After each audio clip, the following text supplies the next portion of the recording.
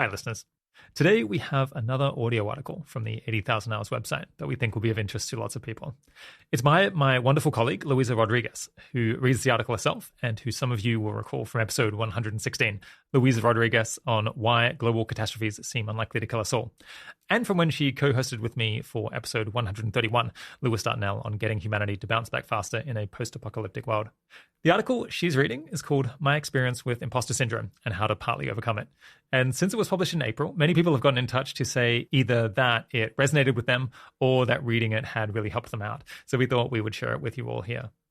If you like this, you might also want to listen to our single most popular episode ever, episode 100, on having a successful career with depression, anxiety, and imposter syndrome, which was hosted by the show's producer, Kieran Harris. All right, without further ado, here's Luisa Rodriguez. In a nutshell, I have imposter syndrome, and I suspect many other people trying to have a big impact with their career do too. For a long time, imposter syndrome massively limited my impact by causing me to rule out potentially impactful options and affecting my day-to-day job performance and satisfaction. But through talk therapy and other tools, I've mostly overcome it. If you think you might struggle with imposter syndrome, tackling it might be one of the most important forms of personal development you can do. It was for me. I felt like an imposter since my first year of university. I was accepted to a university that I believed was well out of my league, my stretch school. I'd gotten good grades in high school, but I'd never seen myself as especially smart. I wasn't selected for gifted programs in elementary school, like some of my friends were, and my standardized test scores were in the bottom half of those attending my university. I was pretty confident I got into the university because of some fluke in the system. My top hypothesis was that I was admitted as part of an affirmative action initiative. And that belief stayed with me and was amplified during the decade that followed. Throughout that decade, there was evidence that I really was good at my work at different points, but I could always come up with an explanation for why the evidence was unreliable. For example, as an undergraduate, I was the only first-year student in my biology department to get a research internship at the Mayo Clinic, one of the most prestigious biomedical institutions in the US. But I felt I only got the internship because I'd met the right person at the right time and tricked them into thinking I was smarter than I was by saying smart-sounding things. Likewise, during my final year of university, I was given an award for being the top performer in my sociology department. But I believe that was just because the professors liked me and thought I was nice. My feelings didn't end at university. They came back when I was offered an internship at GiveWell after graduating. But despite the fact that I had completed multiple work tests and had interviewed with the CEO, I told myself I only got that internship because my resume made me look more competent than I was, because of years of tricking other people into giving me internships and awards. More recently, I published a series of blog posts on nuclear war on the Effective Altruism Forum while working at Rethink Priorities, and I got a lot of positive feedback. But I also got some negative feedback about some mistakes I'd made in my analysis, which, to me, confirmed that anyone reading my work closely would realize the work was riddled with mistakes and had flawed reasoning. And then, when Will MacAskill, apparently impressed by my nuclear war research, asked me to do research into civilizational collapse for his upcoming book, I felt like even more of a fraud. Like I'd tricked Will into thinking I was a good researcher by publishing low-quality research that passed as good. Rather than assuaging my insecurities, my successes actually made me feel more ashamed because they meant that I was fooling more and more people in increasingly high-stakes roles. Now that I was being asked to do things that I thought really mattered, I was really going to be letting people down. Writing this now, I'm astounded by the mental gymnastics I was performing to maintain the belief that I was fooling everyone. Looking back, I'm proud of the achievements in that list. And even long before I was working on those impactful projects, and even if I'd never worked on things like research for Will MacAskill, there was and would have been plenty of reason to think that I had something to contribute. But somehow, I believed that I was both terrible at my job and also excellent at the skill of seeming great at it. I believed I was both much less competent than my exceptionally smart colleagues, and also that they weren't smart enough to realize I was a fake. Some truly ridiculous contradictions. Thankfully, I've come a long way in overcoming my imposter syndrome, but I've met a lot of people struggling with the same things in the process. People who have noticed ways their imposter syndrome has seriously curtailed their impact and their well-being. And I've come to suspect that imposter syndrome might be especially common and especially harmful among people trying to have high-impact careers. So here I explore why that might be, why it matters, and concrete things my friends, colleagues, and I have found helpful in overcoming imposter syndrome. How imposter syndrome has capped my impact so far. My imposter syndrome has had really significant effects on my day-to-day work and productivity.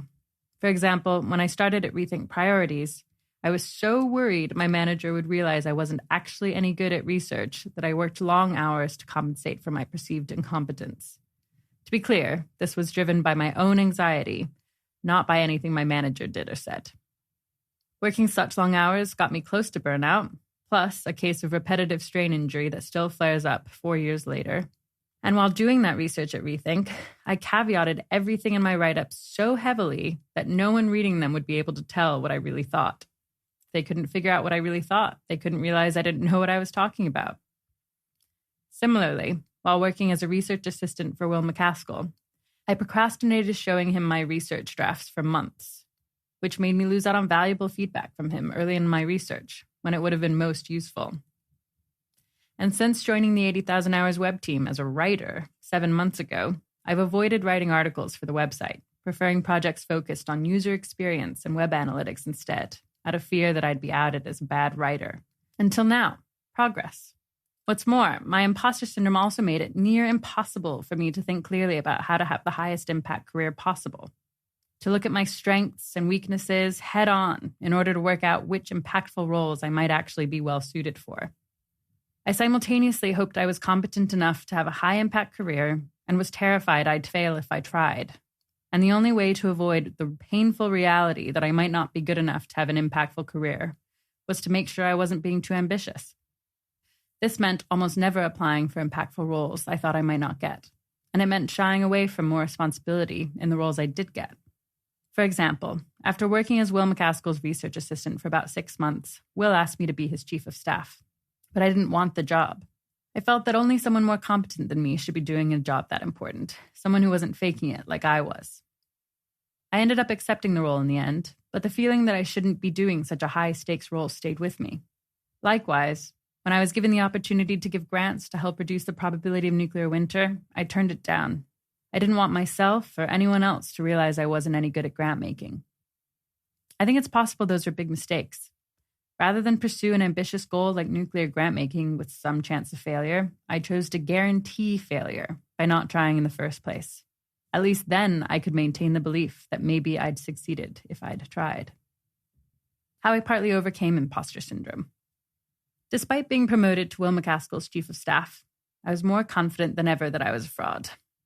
No amount of positive feedback I got could convince me otherwise.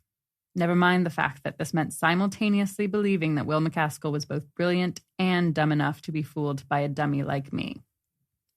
These worries took my anxiety to new heights and caused my first major depressive episode.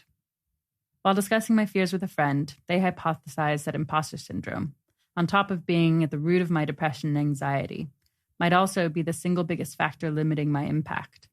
I was sure they were wrong.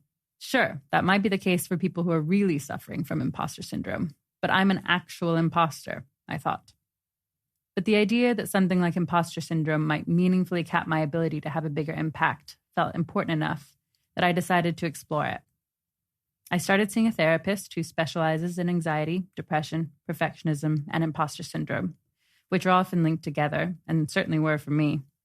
My therapist recommended we use cognitive behavioral therapy, CBT, to understand and address the issues. First, we explored how the behaviors I thought were protecting me from being outed as an imposter were actually reinforcing the imposter syndrome. By doing things that would ensure no one else would realize I was a fraud or have it confirmed for myself, I was also making it harder for myself to get and believe evidence that I wasn't one.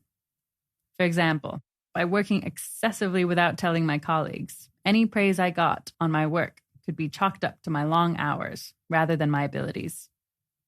Second, we looked at how my low self-esteem biased my thinking in ways that made it really difficult to develop an accurate view of myself. For example, through things like catastrophizing, assuming the worst is true or the worst will happen without evidence. For example, I didn't get the job I applied for, so I'll probably never get an impactful job. All or nothing thinking.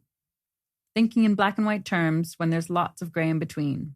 For example, if I'm not a brilliant writer, I'm a terrible one. Unrealistic standards. Having an unrealistically high bar for success. For example, I'm not good at my job unless every project I work on is perfect. Selective attention. Focusing only on negative evidence. For example, a mix of positive and negative feedback in a performance review translates into, I'm doing a bad job. Overgeneralizing. Taking evidence about one thing and applying it to a broader set of things. For example, I gave a talk and it didn't go well. I must be bad at giving talks. Discounting positive evidence. Finding reasons not to believe positive evidence. For example, I only got into a top-tier graduate program because I spent twice as long as other candidates on my research sample. Scanning. Searching for evidence of the thing we fear. For example, reliving memories of interviews with experts to focus on what went poorly. Jumping to conclusions. Assuming a certain, often extreme, conclusion from only a small amount of information that could mean lots of different things. For example, interpreting a lack of explicitly positive feedback from a colleague on your work as a sign that they thought it was bad overall. I found I was doing almost all of these things. I was also applying them asymmetrically. There was one set of standards for myself and a whole separate set, a more charitable and generous set for everyone else. And together, my unhelpful behaviors and my biased thinking meant I was locked into a self-reinforcing imposter syndrome cycle. Here's what that cycle's looked like for me. At one point, I was doing research into nuclear war as my first project in a new global priorities research job. I had the underlying belief that I wasn't good enough to do global priorities research. And that underlying belief led to negative predictions.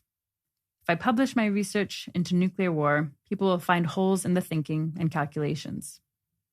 That led to a self-protective rule. I'm going to spend 6 months trying to make the research perfect. I got lots of positive feedback and some negative feedback. And then my biased thinking came in. I did some catastrophizing. The negative feedback confirmed that I was bad at global priorities research. And then I also discounted positive evidence. The only reason I got positive feedback is because I spent 6 months on the project. Someone else would have done much better work in less time. And that biased thinking confirmed that underlying belief about myself, that I wasn't a good enough global priorities researcher.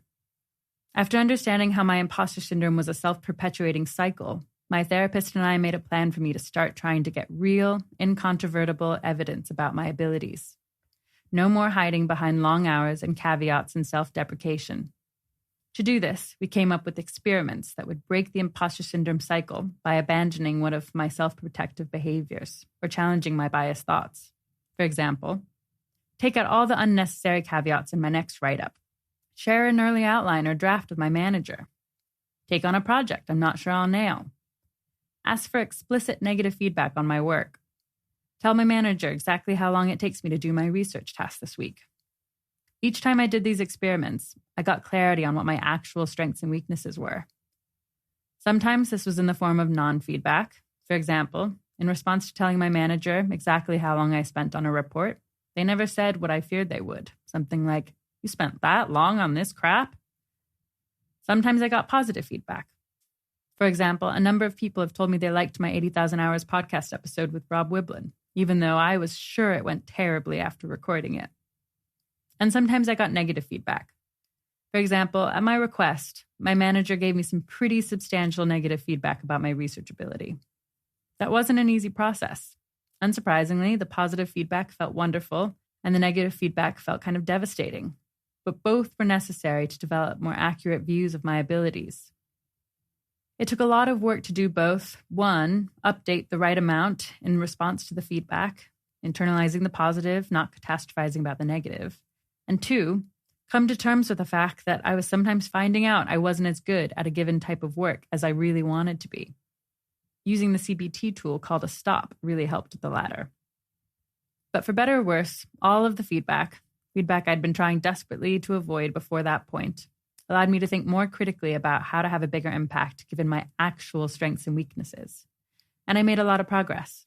I learned that I'm a good but not phenomenal researcher, and I worked on accepting that that didn't mean I wasn't a good or worthwhile person, or that I couldn't contribute.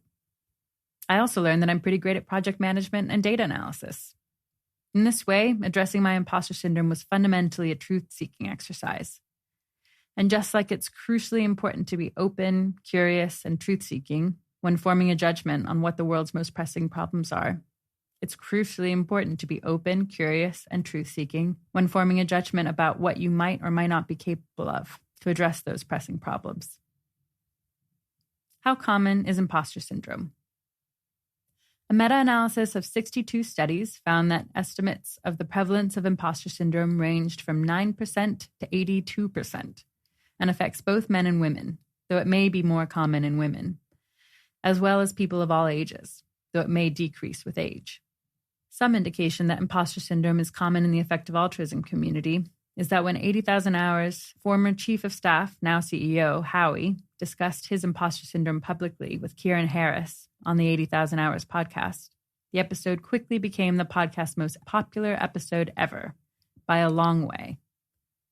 It wouldn't be surprising to me if imposter syndrome were actually more common among people trying hard to do the most good they can, for a few reasons. Ambitious goals. The careers we think are most likely to help as many people as possible tend to require a lot of ambition. Often, the more ambitious your career path is, the more likely it is you'll be able to truly move the needle on a pressing problem. But if you're aiming that high, it makes sense that you might have a lot of doubt about your ability to achieve your ambitious goals. An impressive community. We have helped build a community of people trying to do a lot of good with their careers. And we focused on reaching especially capable people with the hope that they'll be able to use their talents to making progress on the world's most pressing problems.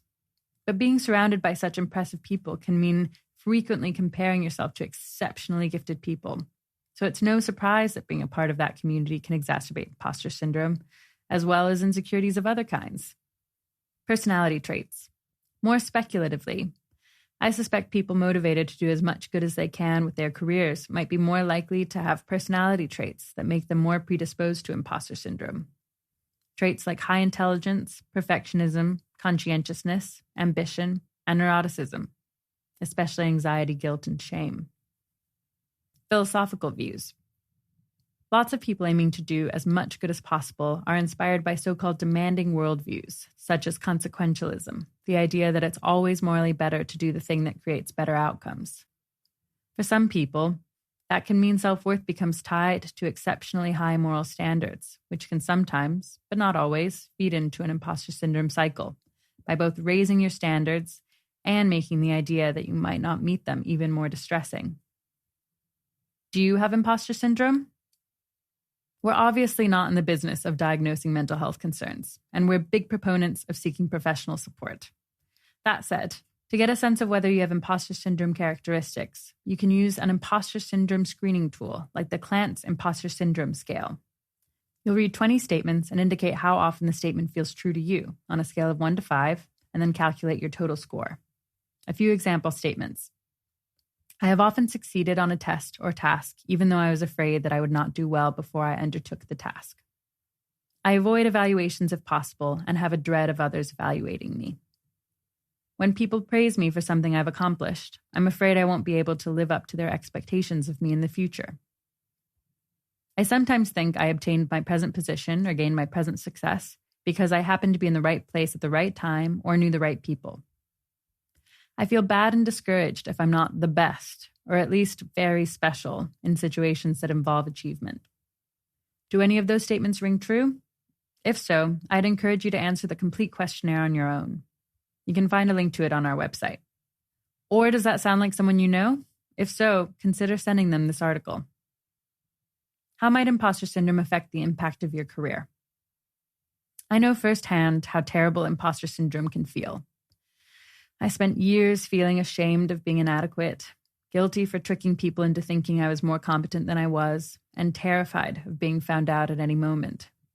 In my view, those painful feelings are reason enough to make addressing your imposter syndrome a top priority. No one deserves to feel that way. But on top of that, there's a strong case for addressing imposter syndrome just in terms of increasing the positive impact you can have with your career. Imposter syndrome can hold you back from doing the things you are absolutely capable of doing to help others. To work out how to have the biggest impact possible with your career, you need to answer, how are you best placed to help solve the world's most pressing problems? What are your strengths and weaknesses, and how do they affect what roles you'd excel in?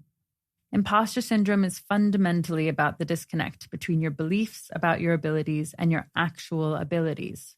So it often makes it impossible to think realistically and accurately about what your career options are.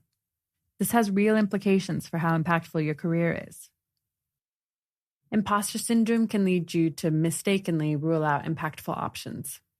80,000 Hours co-founder Benjamin Todd laid out 4 key reasons to be more ambitious with your career if your primary goal is to have an impact. Why many people should be more ambitious in a nutshell. 1, if you care about the number of people you can help, it can be worth betting on a small probability of helping a huge number, unlike with personal goals, where most things have more sharply diminishing value. 2, the wide variation in how much good different career paths can do means that low probability, high upside scenarios can be the biggest driver of your impact. Though, keep in mind that low probability, low downside scenarios can also be a big driver of your impact, which is why it's important to limit downsides. More on that in just a second. 3, aiming high has more information value, since you give yourself the chance of being positively surprised. 4, other actors are more risk-averse, so you'll face less competition. Some steps you can take to limit downsides. You can modify or eliminate options that might have a serious negative impact on the world, cutting off the negative tail, and focus on options dominated by a big upside. You can modify or eliminate options that might have a serious negative impact on you, or prevent you from trying again if you fail. You can make sure you have a backup plan. And you can put yourself in a better position to take risks over time by investing in your financial security, skills, and mental and physical health. So because people with imposter syndrome systematically underestimate their abilities, they're often much less ambitious than they could be. They may avoid applying for competitive roles and internships within a given career path because it's less painful to not apply for a role than to get rejected from one. Not only is this a loss in terms of their immediate direct impact, in some cases, the person would have succeeded in the career path or gotten the job or internship. But it can also reinforce their negative imposter syndrome cycle by seeming to confirm their negative beliefs about themselves. If you consider a kind of generic situation, but one that I've been in before, you might imagine thinking about applying for a high-impact job on the 80,000 Hours job board. Maybe your underlying belief is, I'm not good enough to do a job that senior. And then you have negative predictions. I'll get rejected if I apply. You might have a self-protective rule. Never apply to jobs on the 80,000 Hours job board. That might cause negative feelings, like feeling bad about not having a more impactful job. And then that might confirm your underlying negative belief about yourself. If I don't have an impactful job, it must be because I'm not good enough to do that kind of job well. What's more, for some people with imposter syndrome, this can mean ruling out entire career paths that seem like they're only for more capable or intelligent people. I often hear this about founding new projects tackling top problems. And because some career paths are probably orders of magnitude more impactful than others, ruling out impactful paths because of imposter syndrome could cause someone to leave a lot of impact on the table. Some concrete examples. Laura Pomarius. After reading Doing Good Better, Laura Pomarius decided to commit to doing as much good with her career as she could. She applied to an EAGX conference with the aim of learning more about high-impact careers. But once there, she felt everyone else at the conference was much more impressive than she was, despite excelling in her undergraduate studies and being promoted within 3 months of starting her first job at a mental health startup. Others saw her potential more clearly, and she ended up getting one-on-one advice from our former career advisor, now podcast host, Rob Wiblin. He introduced Laura to community members who encouraged her to apply for 4 jobs they thought she was a good fit for. To her surprise, she was asked to interview for all 4, including with our co-founder and effective altruism thought leader, Will McCaskill, and was offered 3 job trials, 2 of which ended with job offers. She accepted one of them as web officer at the Future of Humanity Institute.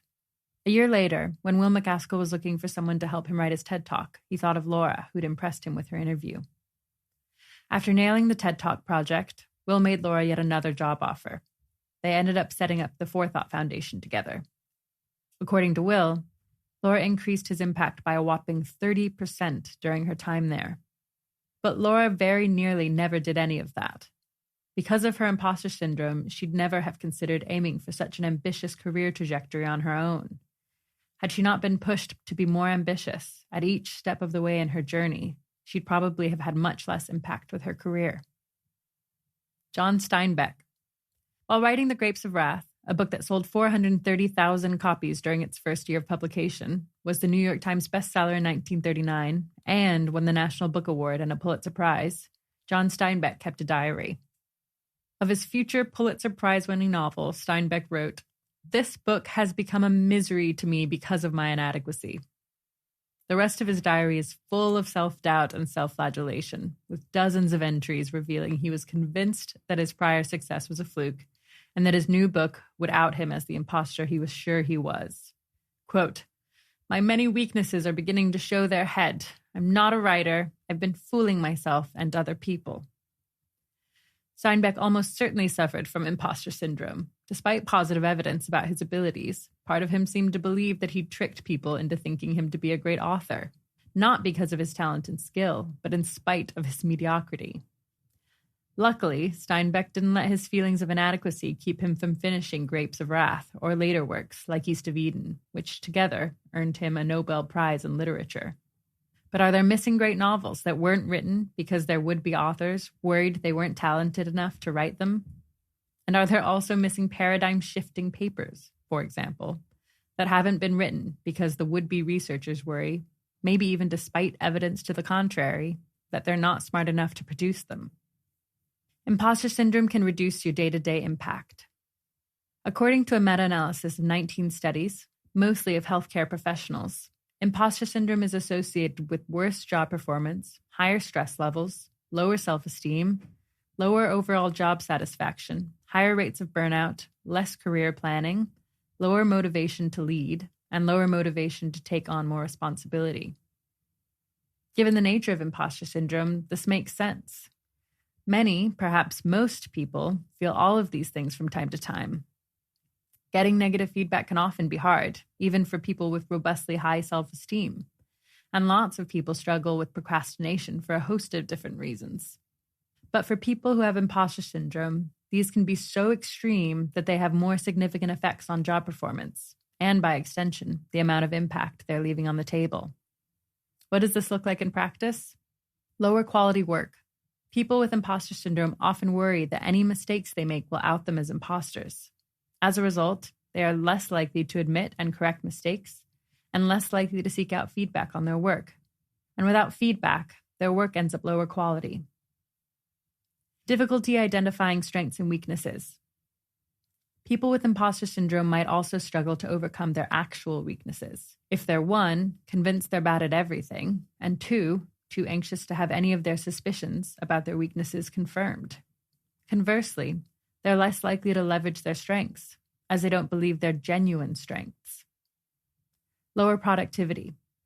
Some people with imposter syndrome struggle with procrastination because they desperately want to avoid working on something they're sure they'll fail at. Others work excessively to compensate for their perceived inadequacies, leading to unsustainable work-life balance and sometimes burnout. Aversion to responsibility and advancement. Finally, people with imposter syndrome are less likely to work on ambitious projects, take on more responsibility, and accept promotions, all for fear that they or their colleagues will realize they're not competent enough for more challenging work. How these behaviors can contribute to an imposter syndrome cycle. Imagine a situation where your manager asks you to do a challenging project. You might have the underlying belief that you're not smart enough to do the project well. You might then make negative predictions. My colleagues are going to realize I'm an idiot when they see my output. You might have a self-protective rule, like work overtime to identify every possible criticism your colleagues could make about your output and address those criticisms before they can make them. That might lead to negative feelings, something like, they only liked my output because I worked overtime to perfect it, or I didn't do any of my other work because I spent so much time perfecting this project. And then those can confirm your underlying belief. In this case, that you weren't smart enough to do the project in a reasonable amount of time, and maybe that you're less productive than your other colleagues. Some more concrete examples. Tom Davidson. Tom is a senior research analyst who does research on whether AI might be developed soon, and if so, what the key risks are. Despite going to a top-tier university and working for Open Philanthropy, a very selective foundation, since January of 2020, Tom routinely feels like an imposter. On top of making him much more anxious about his work, his imposter syndrome threatens to affect his actions on a daily basis. He's reluctant to share his work in public because people will think it's flawed, to track and report how long he's spending on his research because he feels he should have had better output in that amount of time, to organize calls with researchers in his field because they'd be surprised at how little he knew, and to take on ambitious projects because he worries he's not good enough to succeed. In addition, he finds it hard to think clearly about his strengths and weaknesses and how he could have the biggest impact due to worrying about whether he's good enough. Tom sees a therapist about his imposter syndrome, and it's helped him recognize his perfectionism, challenge the double standards he uses for himself versus others, and to reduce the effect of imposter syndrome on his decisions at work. Jenna Peters.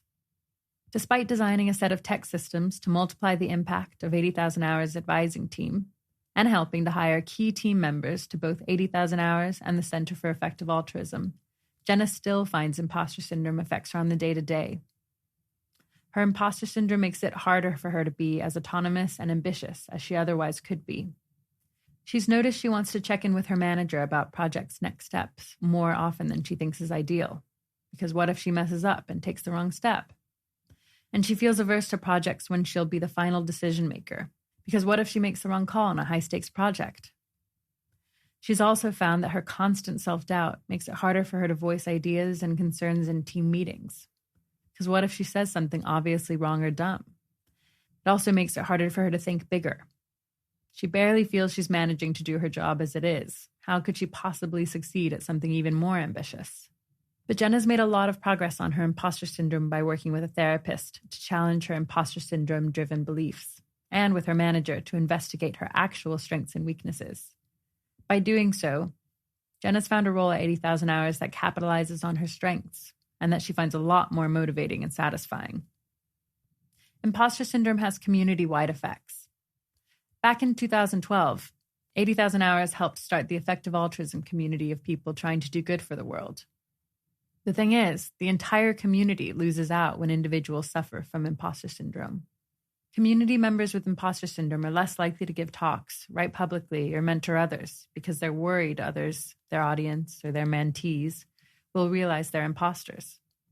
They're also more likely to defer to others and less likely to critique dominant ideas because they can't imagine being able to contribute to a field full of seemingly smarter and better informed people. Together, this means the community as a whole gets fewer talks, less research, a smaller talent pool, fewer mentors, and less refinement of its ideas.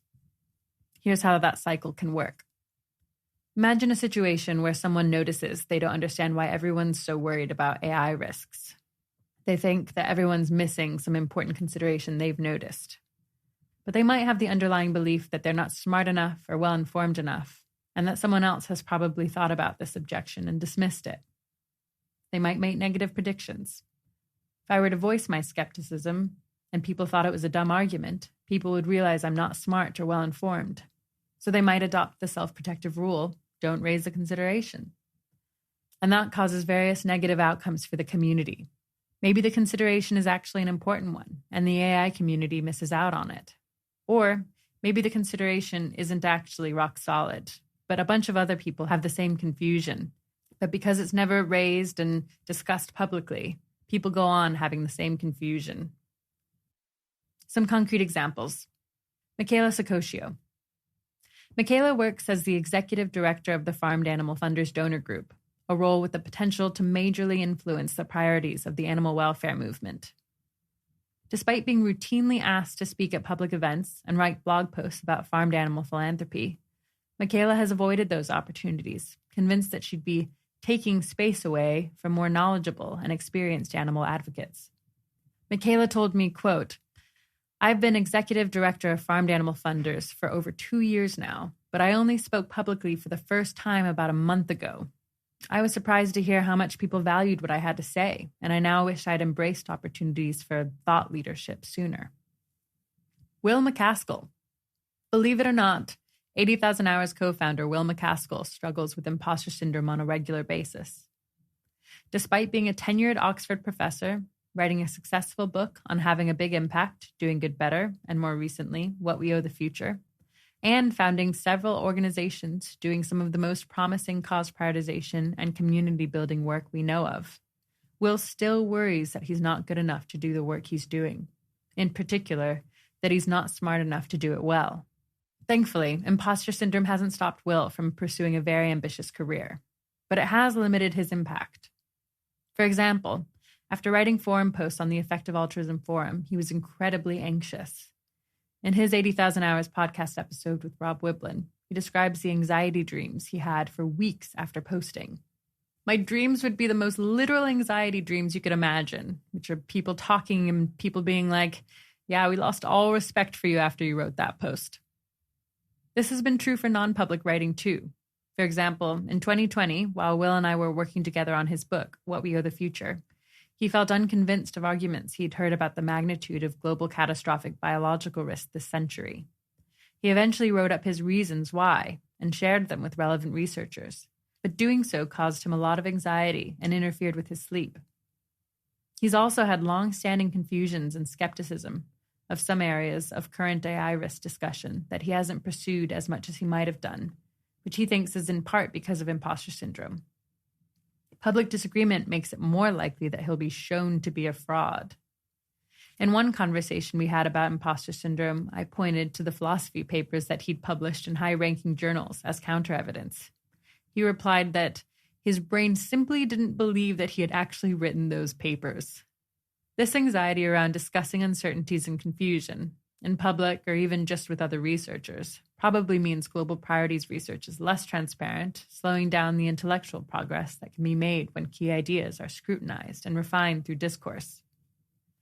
Fortunately, Will's putting effort into pushing back against his imposter syndrome tendencies and sharing his uncertainties and disagreements with other cause prioritization researchers, including ideas he feels more shaky on, so they can be discussed more widely. What you can do if you're struggling with imposter syndrome. If you think you're struggling with imposter syndrome, you're certainly not alone. I'd argue you're actually in pretty good company, as you've heard. And while it's not easy, it's definitely possible to overcome your imposter syndrome, at least in part. Lots of people with imposter syndrome have quite deeply ingrained thought patterns that operate pretty strongly to stop them from really internalizing true, positive things about themselves. It'll take some work to recognize and tackle those thought patterns head on. But as a starting point, here's a collection of advice that my friends, colleagues, and I have found helpful. Things you can start doing right now to challenge your imposter syndrome.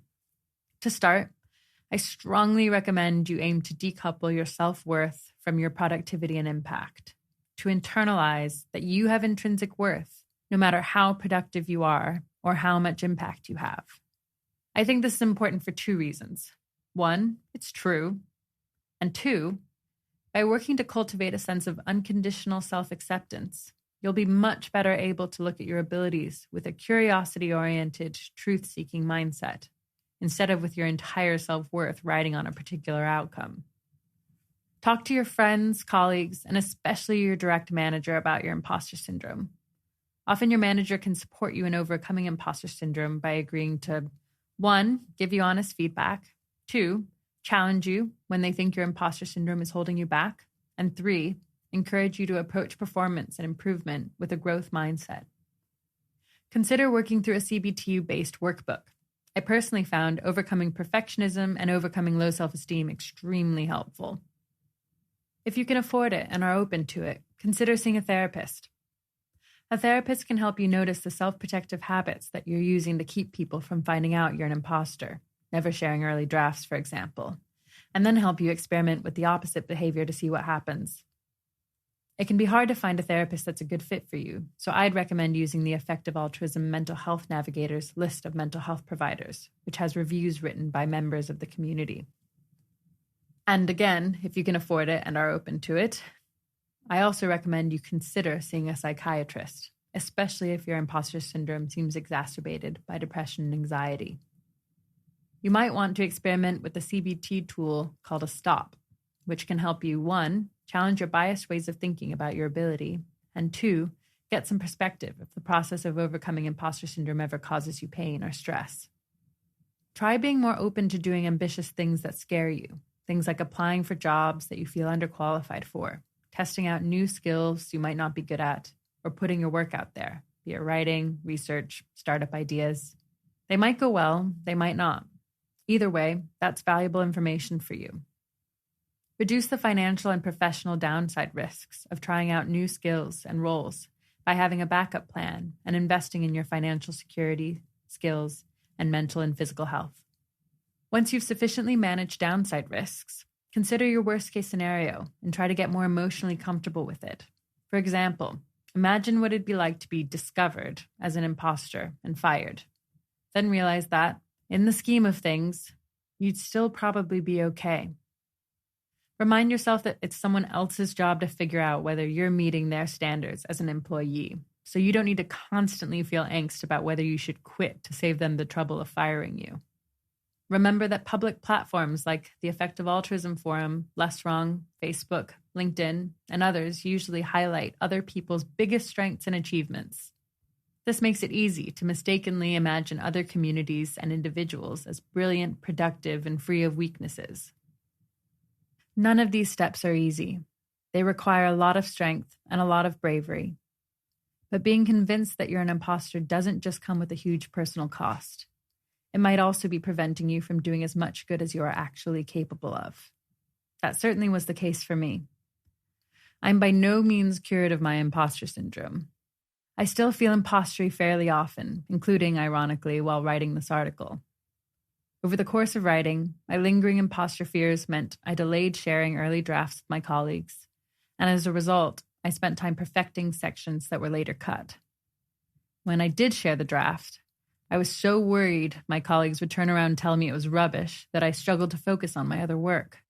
But I'm a lot closer to finding out how to best use my strengths to try to help solve pressing problems than I was 2 years ago. 2 years ago, Luisa wouldn't have written this article at all. So if you think you might be suffering from imposter syndrome, taking some of the steps I've mentioned might just be one of the most important things you can do right now. A huge thank you to Laura Pomarius, Tom Davidson, Jenna Peters, Will McCaskill, and Michaela Sicoscio for sharing their experiences with imposter syndrome. As a final note, we found that imposter syndrome is one of the most common reasons people who could benefit from one-on-one career advice don't apply for advising. If you think you might struggle with imposter syndrome, we'd like to give you an extra nudge to apply, even if you don't think you've prepared well enough for the call to be maximally useful. We can help you compare options, make connections, and possibly even help you find jobs or funding opportunities. If it doesn't seem like we're the best people for you to talk to, we might be able to put you in touch with someone else or offer you some resources that we think will help. We offer most people we speak to an introduction to someone else or a free book. If you want to learn more about imposter syndrome, I've included a bunch of links that I found helpful when addressing my imposter syndrome at the bottom of the online version of this article. If you enjoyed that, a reminder that you might want to go back and listen through episode 100 on having a successful career with depression, anxiety, and imposter syndrome. We also release more audio articles over on our other show, 80K After Hours. Over there, you can currently listen to Preventing Catastrophic Pandemics, a career review on founding new projects, a piece on space governance, and a case for being ambitious. And there'll be more to come in future. The 80,000 Hours podcast is produced by Kieran Harris. Audio editing for this article by Milo Maguire. Thanks for listening. Talk to you again soon.